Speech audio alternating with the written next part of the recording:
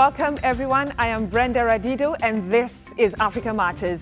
The African Union is looking for its next chief and 4 candidates have made the cut to become the next AU Commission chairperson in February. But what's the hiring process and job description? That's what we'll be finding out.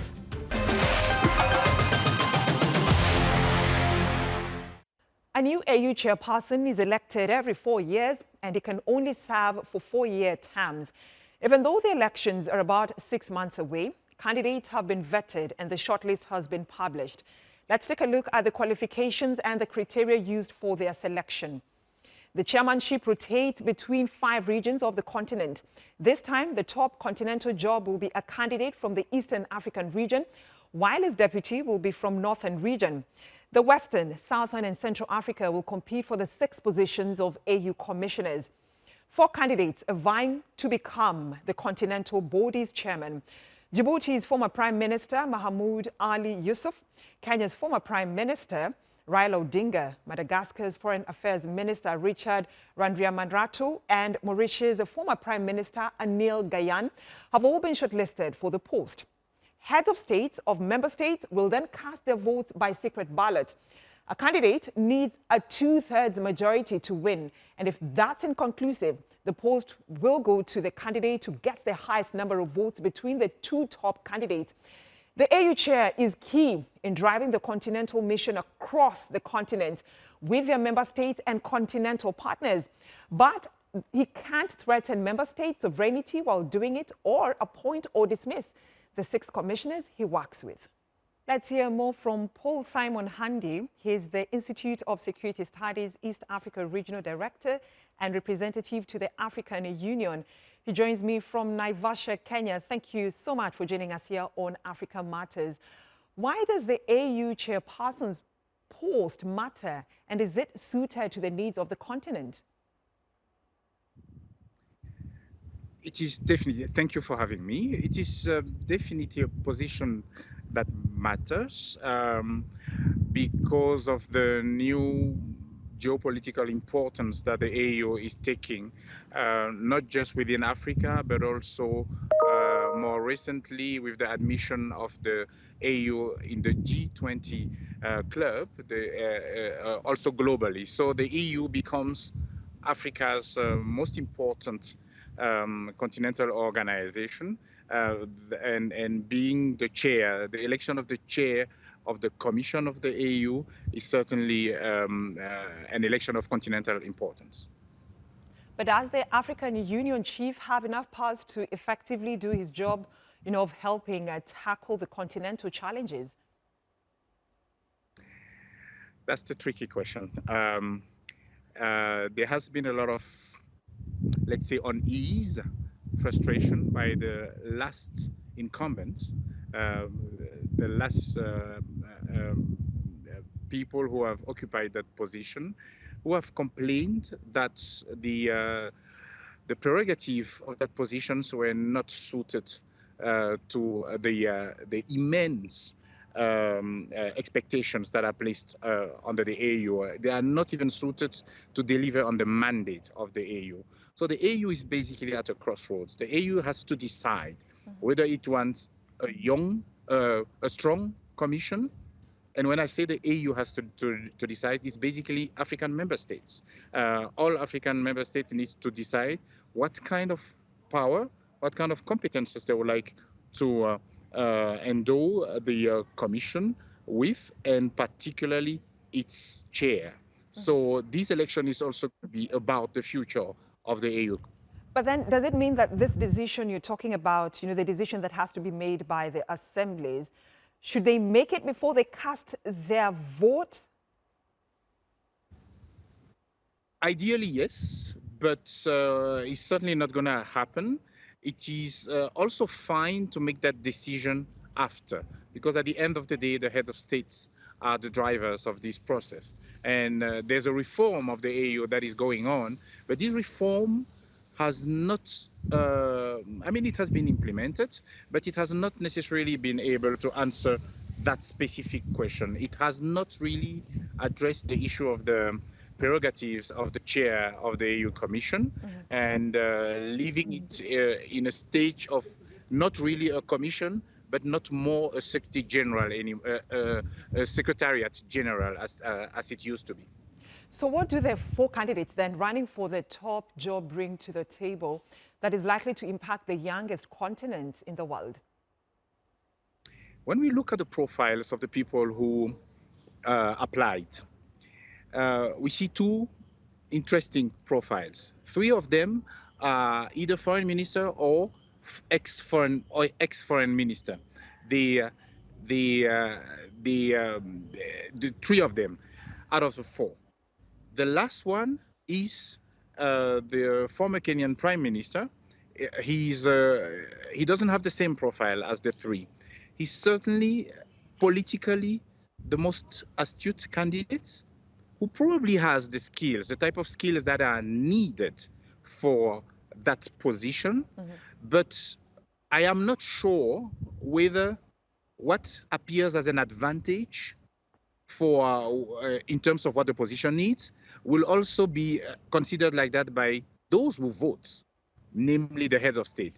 I mean, what I see as an advantage for the Kenyan candidate might actually be a disadvantage for heads of state. I am not sure heads of state want a strong personality, somebody who can speak eye to eye with them and who's able to actually drive them into what the African Union Commission needs to be. So that's the dilemma the Kenyan candidate will face. But, you know, it's good you're talking about the dilemma that the Kenyan candidate will face, but at the same time, let's have a look at, you know, that rivalry that we are seeing within the Eastern Africa region. You know, we're talking about Djibouti, Djibouti and Kenya. And this is not the first time it will play on the floor of the House. In 2017, the same thing happened when Kenya fielded their own candidate. And again, that time Kenya wanted the chairman position, and Djibouti was like, we are fielding our candidate for the deputy chairperson position. And this actually made the two countries to lose, you know, the positions. Are we likely to see that play again? It is clear that the Djiboutian candidate is a serious competition. So the Kenyan candidate, Djibouti is a country, is an East African country, but very, very, very special, not just because of the small size, but also because it's both a Francophone, an Arabic, and also somehow by virtue of being in East Africa, Anglophone country. It means that as a Djiboutian candidate, he has networks literally over the continent, in French-speaking countries, in North African countries, but also his networks reach as far as Southern Africa. Right. So he will certainly be a strong competition for Raila Odinga. I see him being a stronger candidate than the Mauritian and the Malagasy candidates. All right. And, you know, lastly, what will be the real test and priority for the incoming chairperson, especially when it comes to the structure of the African Union Commission and the challenges that the continent is currently facing? I think there are many challenges, but we should not think that the AU is necessarily the conduit to address all those challenges. The AU is not alone. There are member states, there are regional economic communities. There's only so much the AU can do. But as a chair of the person, the challenges are first internally. The reform of the African Union needs to be taken forward, and the chairperson needs to champion that, because there have been obstacles to the implementation of this reform. Secondly, the AU is now taking or embracing a new role as an international actor. The AU has become also a member of the G20, the group of 20 countries, which is a massive leap forward for the African Union, which for the first time is not just going to be dealing with inter-African matters, but also international matters. The AU becomes an international actor. So this is exciting times also for the new chair of the Commission. And then the perennial questions of peace and security, and of course, development, particularly the access to international finance. All right, Paul Simon Handy, the Institute of Security Studies, East Africa our Regional Director and representative to the African Union. Thank you for talking to us here on Africa Matters. My pleasure. We have more stories coming up for you here on Africa Matters, including David in Jigawa State, Nigeria, with a story of how flooding is devastating lives and properties in northern Nigeria. Enforced disappearances degrade human rights in any society. I am Darren Alan Cheyune in central Uganda, where families painfully live through the tribulations of this suppression.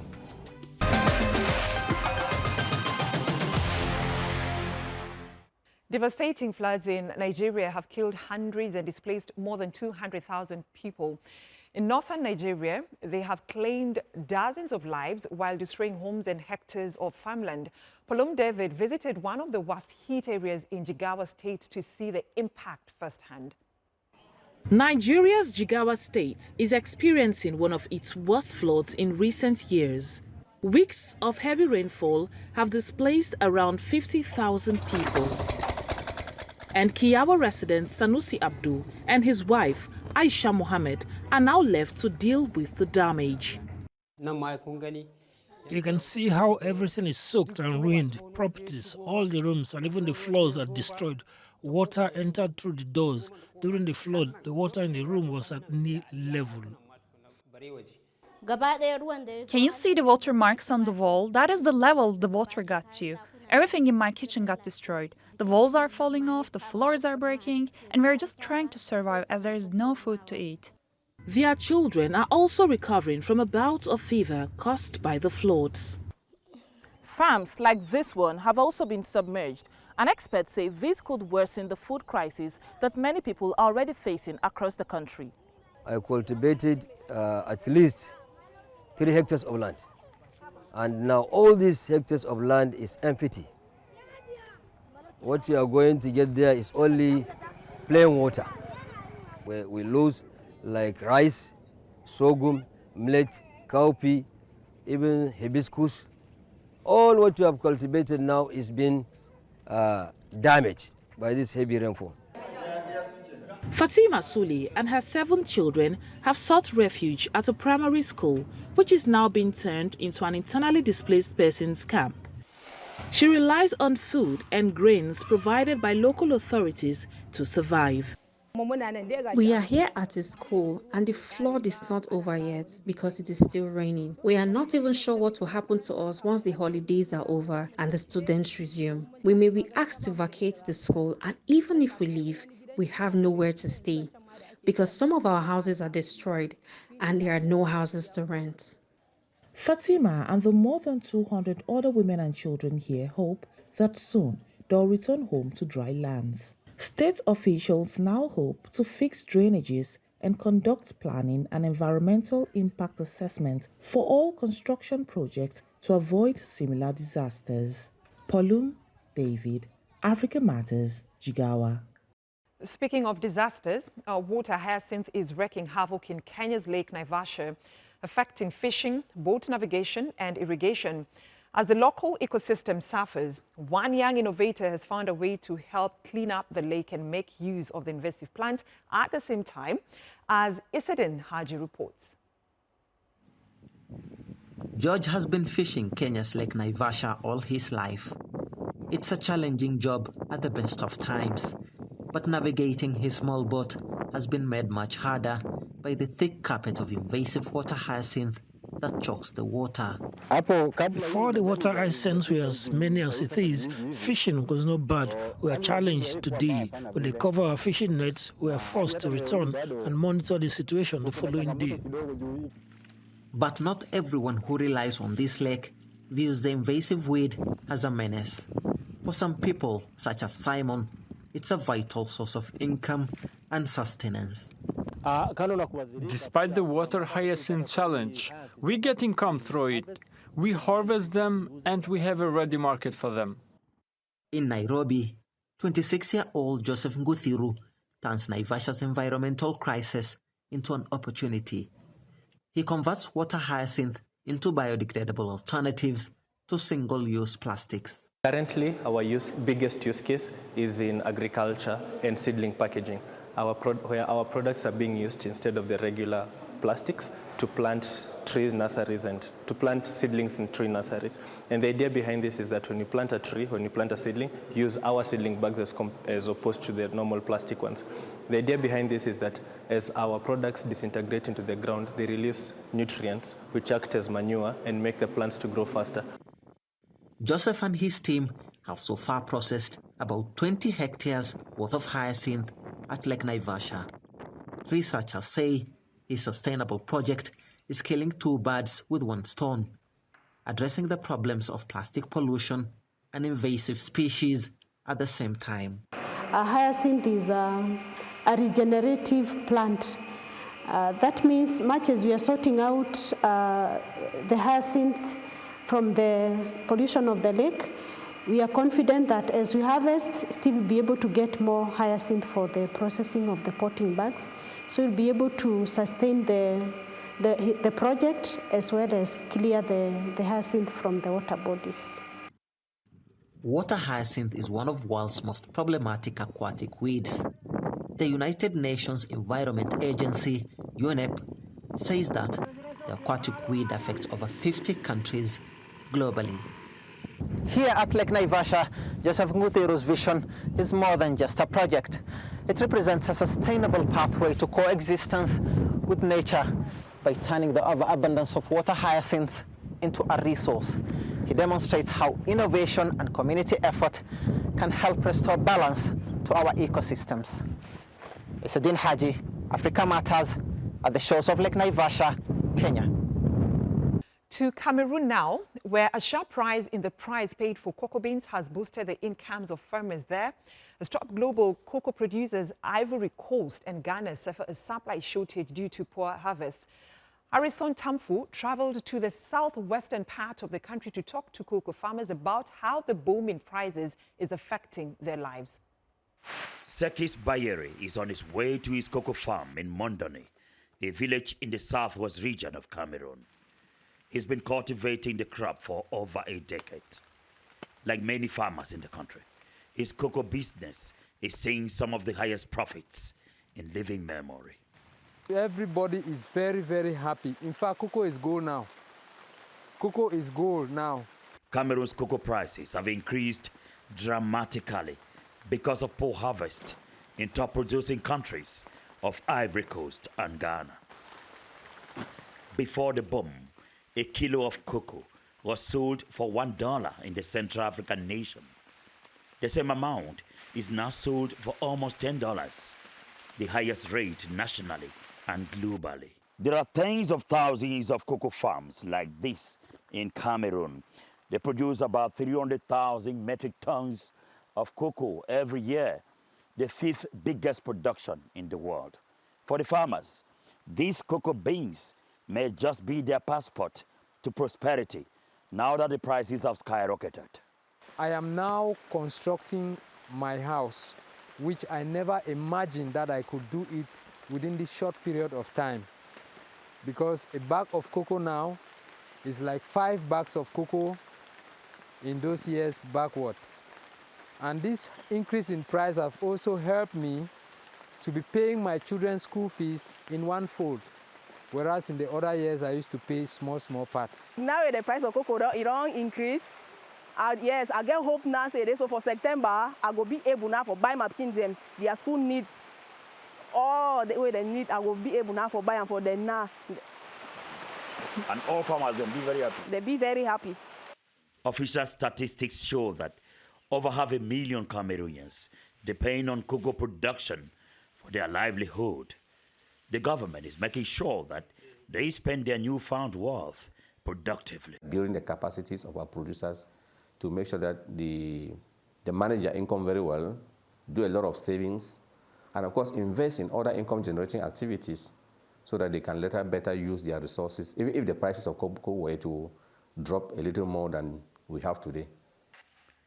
Farmers who had long abandoned their farms because of high production cost and poor prices are now scrambling to grow the crop. Some, like Bayeri, are already enjoying the profit while it lasts. Harrison Tamfu, Africa Matters, Mondoni, Cameroon.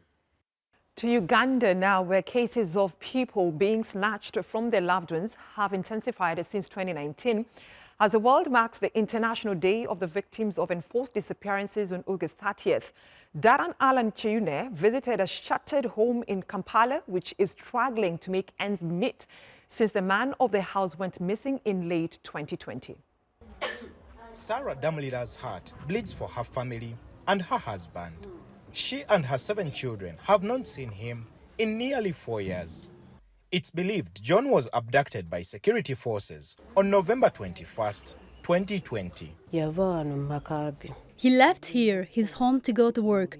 We waited for the time he normally returns home, just like any wife waits for her husband. The evening came and he was not back. We tried calling, but his phone was off. We heard that he had been picked up and taken. Since then, I started looking for him at different prisons, and up to today, I have never found him. Like any loving father, John Damulira enjoyed spending the evenings with his children. His youngest child turned 8 a few weeks ago, and his distraught family hopes that the long wait for him will not be in vain. Sarah and John had lived together for 30 years, and she says she had never seen him engage in any political activity.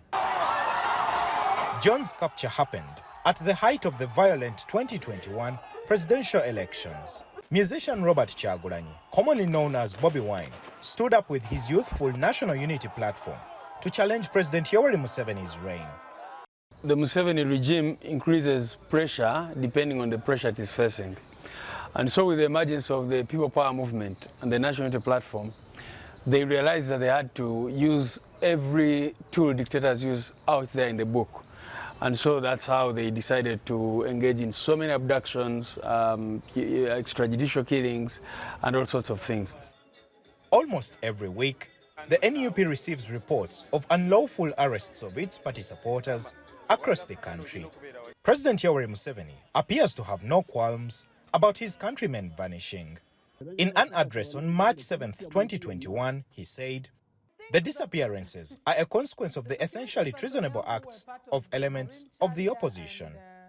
Human Rights Watch says he's also failed to investigate and prosecute the security forces responsible for the forced disappearances. Whereas some allegedly faced torture but are later released, John remains one of 18 still missing.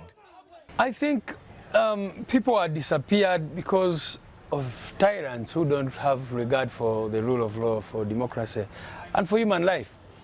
So it's just a matter of putting an end to the tyranny, to the dictatorships, to repressive regimes. That's the only way these things can come to an end.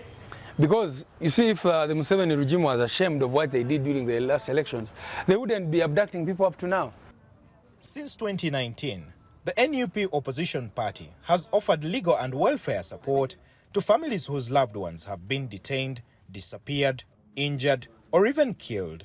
The open-ended question of John's disappearance has broken his family, but Sarah and her children are not giving up on the belief that he may still one day walk through the front door. Darren Alan Cheyune, Africa Matters, Kampala, Central Uganda. The Paris Paralympic Games are underway, and African athletes will be hoping to improve on their tally from Tokyo 3 years ago when they came away with 63 medals. That haul was less than in Rio 2016 when they secured 97 medals. A teenage Ugandan swimmer is hoping to contribute to the continent's success and bring home her country's first ever Paralympic gold. Her name is Husna Kukundakwe, and this is her story. Husna Kukundakwe is a 2-time Paralympian, and she's only 17 years old. She was the youngest competitor at the Tokyo Games 3 years ago, finishing 12th in her 100 metres event. She's qualified for 6 races in Paris, but she and her coach agreed she'll focus on 3 of them. It's not necessary to have all those events, so we decided on the main 3 that I wanted to take part of, that we believe have potential, and those are the ones we're going for. Husna says training as a swimmer built her physical strength and improved her self-esteem. As I grew in the sport, I started to feel more confident in myself through swimming, because swimming is a sport where you have to fully undress and expose yourself to the world. So I eventually got used to people pointing at me, looking at me differently, pointing fingers, laughing. I was born with my disability. I have no lower right hand and 3 complete fingers. Of course, I didn't realize that I was different until I was like 5 years old. And because when I was at home, my siblings, my cousins, my entire family basically treated me like I was no different from them. Despite Uganda lacking the training facilities available in other countries, Hasna has won medals over the past 6 years in several international competitions. And she wants Paris to be the next one. Claire Herriot, Africa Matters. That's our show this week. Share your thoughts and suggestions about the stories you've seen on this episode, or ideas on what you'd like us to cover on YouTube or on X using the hashtag Africa Matters. Thanks for watching, and it's goodbye from me, Brenda Radido.